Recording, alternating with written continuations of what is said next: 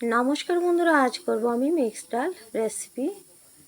5 ধরনের ডাল দিয়ে করব আমি, আর সাথে দেব পনির, গাজর দিয়ে আমি মিক্সড ডালটা করব। মিক্সড ডাল করার জন্য আমি নিয়ে নিলাম 5 রকমের ডাল। 5 রকমের ডাল নিয়ে আমি ভিজিয়ে রেখে দিয়েছিলাম।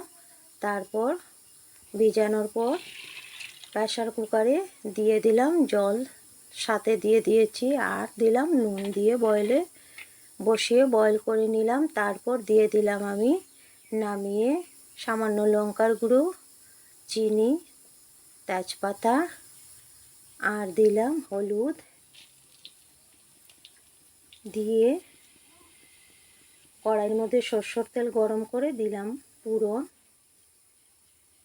5 ফোড়ন, শুকনো লঙ্কা, আর এখানে দিলাম থেতানো আদা, কাঁচা লঙ্কা দিয়ে ডালটা সম্বাস দিয়ে দিলাম। ডালটা সম্বাস দিয়ে দিলাম পনির,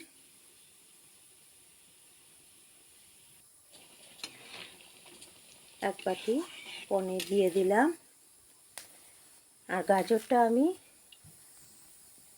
ডাল বয়েলের সময় কুকারেই দিয়ে দিয়েছিলাম, আর একটু সময় সম্বাস দেওয়ার পর ফুটিয়ে তারপর নামানোর আগে বড় চামচে আধা চামচ ঘি দিয়ে দিলাম, দিয়ে নাড়াচাড়া করে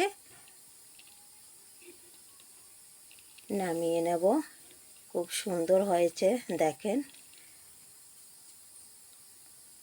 পনির আছে, গাজর আছে, ভালো লাগবে খেতে। কেমন হলো বলবেন।